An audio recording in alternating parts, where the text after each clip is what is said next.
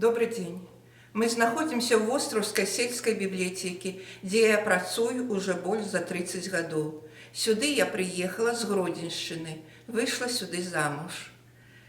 Я полюбила этот край, полюбила эту вёсочку. И больше мне другого места в житті не треба. Я працую з читачами, з маленькими, з дорослыми. И захопилася краеведческой работой. Я збираю старые газеты, часописы, архивные документы, а таксама я працую з нашими сельчанами. Опытваю их, якія у іх засталіся з ранейшых часоў документы. И гэтыя документы я збираю в своей библиотеце. Село Востров вядома с 1482 года. Сельчане наши занимались земляробством и рыболовством. Земляробству-то на той час заминали наши островские болоты. У 1862 году у острове открылось народное училище. Я вам покажу документ, оригинал, выданный Петрашевич Павлу Михайловичу, який закончил народное училище. Так само у 1910 году у острове была побудована церква апостолов Петра и Павла на месте старой церкви. Так само в острове на той час была немцами и американцем Царицыным побудована вузкоколейка. Вузкоколейка у нас пробыла в острове до 1050-х годов. Ходили поезда, возили лес, дровы, и люди так само в Барановичи и в другие города по этой вузкоколейке отправлялись за покупками. Не обошло лихолетие Первой мировой войны и нашу вёску в остров. Уже в 1915 году здесь находился гарнизон. Жыхары вёски в остров выселялись углыб России, а так само у другие районы Брестской области. У нас есть документы часов удостоверения, в яким позначена, якая семья выселялась и состав этой семьи. Документ это оригинал. Немцы в этот час, в 1915 году, поставили свой генератор, и у вёсцы в остров на той час, в 15 году, уже была электричность. На этом малюнку видать, что по вёсцы идут слупы и центральная улица села. Правда, немцы в 2018 году, после того, как они выходили отсюда, генератор забрали, и у нас знов наступил той час, когда эта вёска, этот свет был при лампах.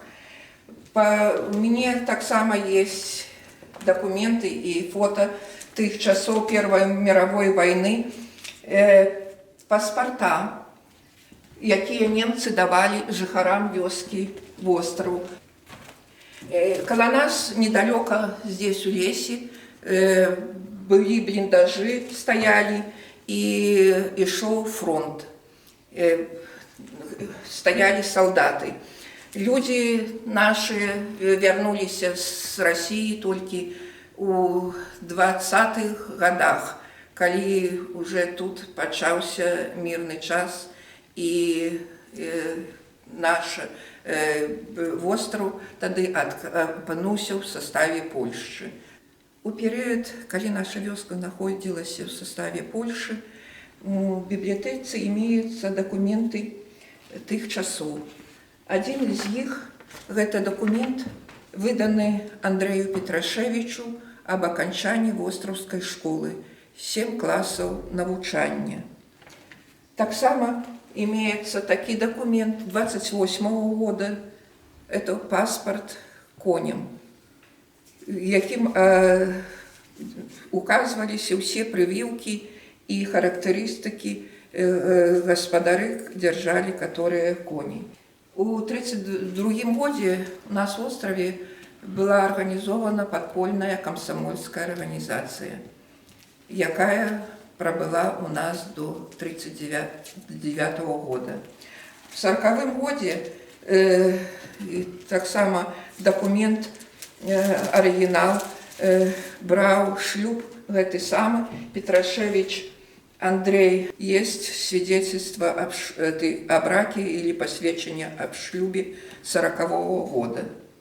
Вот такие документы маюцца тых часоў, калі наша вёска находилась в составе Польши. 25 чэрвеня 1941 года пачалася Великая адчынная вайна для жыхароў вострава. У востраве стаяў нямецкі гарнізон, але людзі не здаваліся. У нас дзейнічала падпольная камсамольская арганізацыя на чале з Надзеяй Рагацевіч і Чэшка Верай. Яны перадавалі партызанам лякарства, данясенні і таксама расклейвалі ў сяле лістоўкі. На гэты час немцы выдавалі паспарта нашим сельчанам. У нас в острове имеются гэтые паспорта даты 1942 года. Война закончилась для острова 8 липеня 1944 года. Первым Белорусским фронтом был освобожден остров. У нас на территории острова маюцца две братские могилы, в якіх захаваны солдаты, якія освобождали наше село. 100 человек были призваны у Червоную армию, 47 человек загинули, 54 человека вернулись с разными узнагародами. И мы заўсёды их помним и отдаем им пашану. Бацька мой был участником Великой Отчинной войны. Ой, пройшоў ён войну всю от самого начала и до конца. Был ён стрелок-радист, узнагароджаны.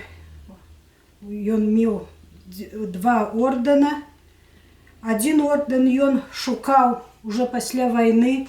Ён пісаў у цэнтральны архіў запрос, і ў 85 годзе яму знайшлі яго узнагароду і привезли бацьку.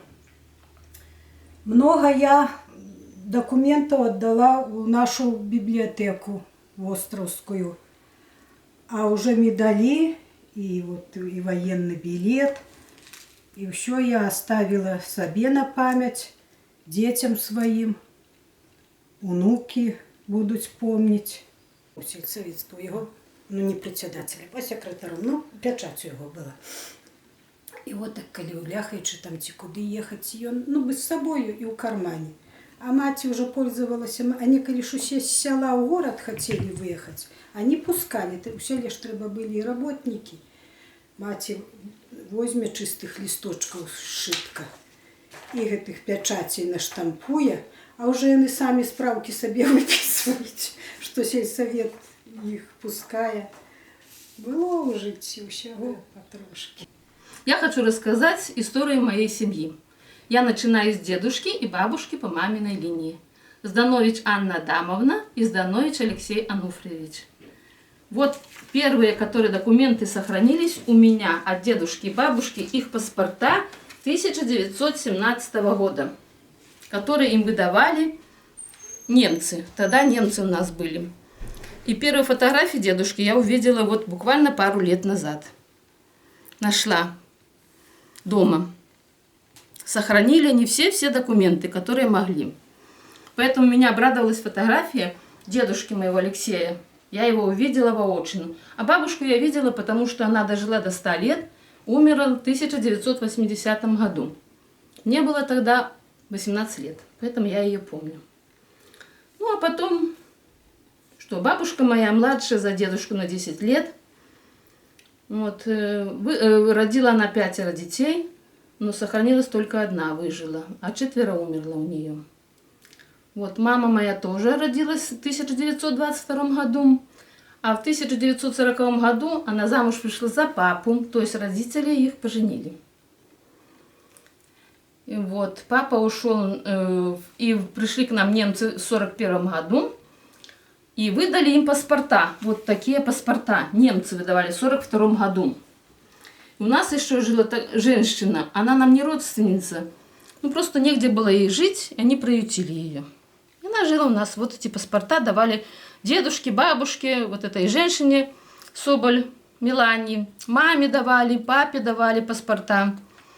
А при освобождении Беларуси в 1944 году в июле папа ушел на фронт.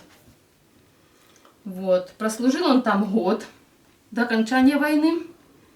Вернулся домой на 10 дней.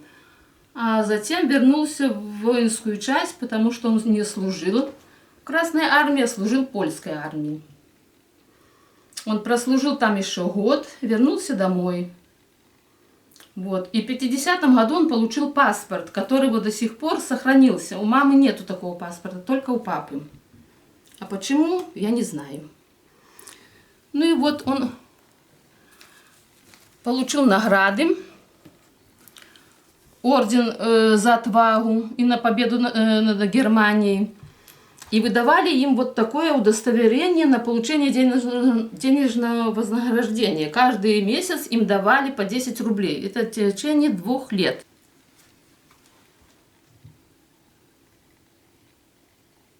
А после окончания войны даже вот нет еще. Даже вот есть характеристика на папу, который предоставлен на медаль за отвагу.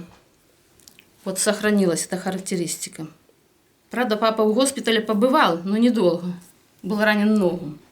На фронте папа служил со своим братом, Артем Максим Семенович. Они были пулеметчиками. Когда-то мой дедушка по папиной линии сказал: я служил Первую мировую, а вот сыночки, у них его было 3, вам уже не придется воевать. Но 2 воевали. Пришлось Вторую мировую, то есть Великую Отечественную войну, они воевали вдвоем. Пулеметчики были. Ну, после войны папа приехал домой, рыбаком работал, а потом уже сторожем в колхозе работал. Прожил 91 год. 60 лет прожил он, вот та нога, которая была у него ранена, все-таки дала себе знать, гангрена началась. Вот. Мама умерла 1,5 года назад, прожила 100 лет и 7 месяцев, поэтому у меня бабушка прожила 100, мама 100 и 7 месяцев. Долгожители. Я думаю, что не в каждой семье может быть 2 долгожителя. Ну, на пенсию ушли мы с мужем и приехали сюда жить, потому что в городе нам не нравится.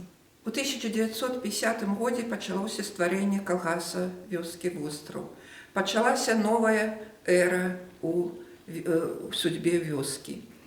Першы калгас называўся «Чырвоная зорка», пасля уже шлях до камунізма.